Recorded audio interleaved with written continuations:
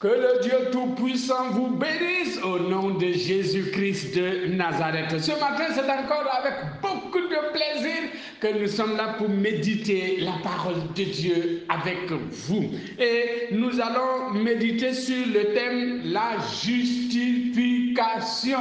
Et vous savez quoi? Tout le monde s'accorde à dire que le pécheur ne peut pas aller au paradis. Évidemment, oui. Alors, le paradis, c'est pour ceux qui sont justes. Mais donc, qu'advient-il pour les enfants de Dieu que nous sommes? Dans Romains chapitre 4, verset 25, Romains 5, verset 16, Acte 13, verset 39, Romains 5, verset 18, la Bible nous dit que nous sommes justifiés. Alors, quelle est la définition du mot justification ou justifié? Du grec dikaio ou dikaiosiste, voilà. La justification est un terme juridique qui signifie acquittement ou être déclaré juste. C'est l'acte par lequel on fait passer le coupable de l'état de coupable à l'état de juste. Donc, si nous revenons à la parole de Dieu, la justification est donc l'acte par lequel Dieu déclare que le pécheur est devenu juste et acceptable devant lui parce que Jésus-Christ, son Fils, a porté son péché sur la croix et ayant été fait justice en sa faveur. 1 Corinthiens chapitre 1, verset 30.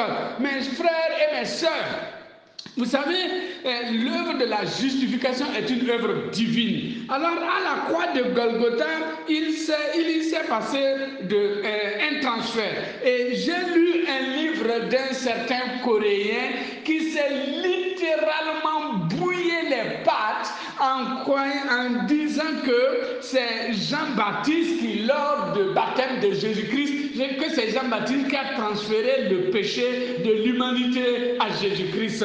Et là, je vous dis ceci, ce n'est pas du tout vrai et je donne 3 raisons. Je m'inscris en faux contre cette doctrine et je donne 3 raisons. La première raison est la suivante, c'est que la première raison c'est que un être humain peut-il transférer le péché de l'humanité à un autre être?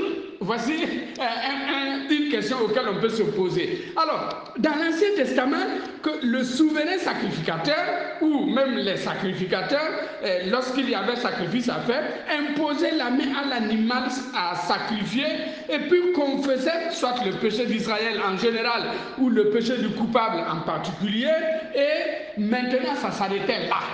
Alors, si le pardon du péché est donc une œuvre humaine, alors le transfert du péché revient à l'autorité de Dieu. C'est Dieu seul qui soit capable de transférer le péché. Donc, par voie de conséquence, je dis que Jean-Baptiste ne peut pas transférer le péché de l'humanité à Jésus-Christ. Impossible. Un homme peut-il transférer le péché à Dieu? Non, non, non. Deuxième raison, dans l'Ancien Testament, pour faire une fois que la confession est terminée, l'animal était immédiatement sacrifié. Et pourtant, après le baptême de Jean-Baptiste, du moins après le baptême de Jésus-Christ par Jean-Baptiste, Jésus-Christ a vécu encore 42 mois, soit 1260 jours, ou si vous voulez 3 ans et demi. Eh bien, alors, ça veut dire que le baptême d'eau n'a pas été en quelque sorte le transfèrement du péché de l'humanité de Jean-Baptiste à Jésus-Christ. Absolument pas. Troisième raison, Jésus-Christ n'aurait pas commencé son ministère public d'évangélisation, son ministère terrestre, en transportant sur lui le péché de l'humanité, en se baladant pour prêcher l'évangile, guérir les malades, ressusciter les morts et faire tout ce que vous voyez. Vous voyez que ce ne serait pas possible. Alors, cela voudrait dire que dans ce cas de figure, Jésus-Christ imposerait la main à quelqu'un d'autre et la personne deviendrait immédiatement un pécheur. Eh bien, le transfèrement ou le transfert du péché du monde entier à Jésus-Christ a eu lieu à la la croix. C'est à la croix que lorsque Christ était suspendu à la croix, que le Père Céleste a transféré le péché de l'humanité à Christ. Et maintenant, le deuxième transfert, c'est qu'il a transféré la justice de Christ est mise à la disposition de quiconque voudra. C'est pour cela, si vous acceptez Jésus-Christ comme votre Seigneur et votre Sauveur personnel, vous devenez donc juste. Et si vous êtes juste, alors le ciel vous appartient. La doctrine selon laquelle le chrétien peut aller en enfer n'est pas une doctrine évangélique, c'est une doctrine de l'Église catholique romaine.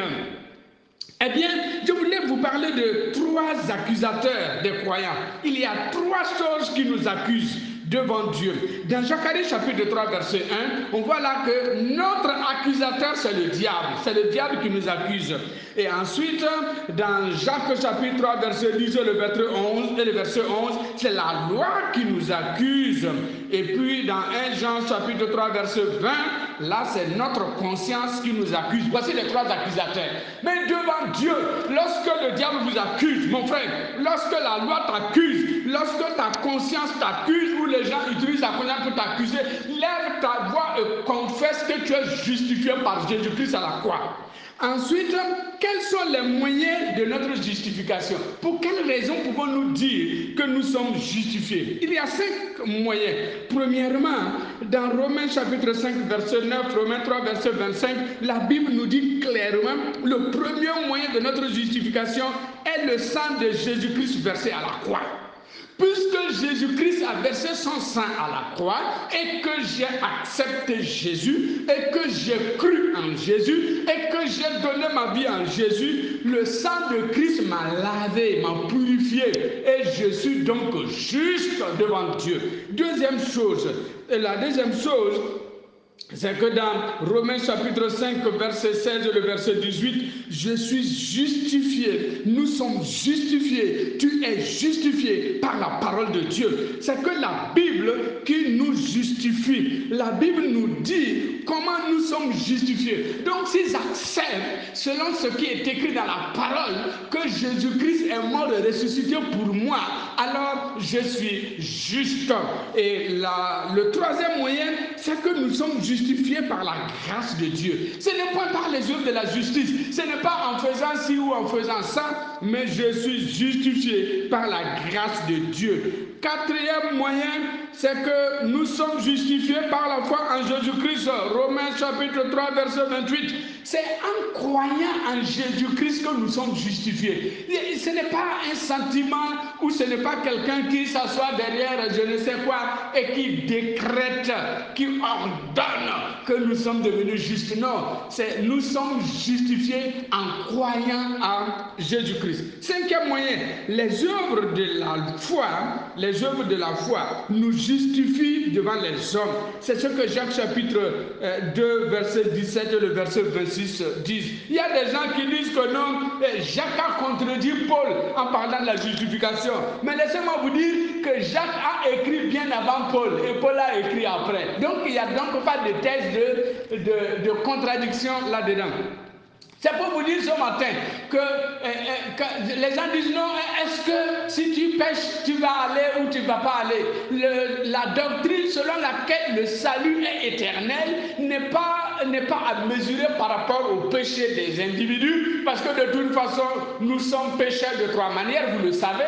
Vous êtes pécheurs de nature, pécheurs par décret divin et pécheurs par les actes. Alors, la doctrine selon laquelle le salut éternel est basée sur l'œuvre accomplie de Jésus-Christ à la croix.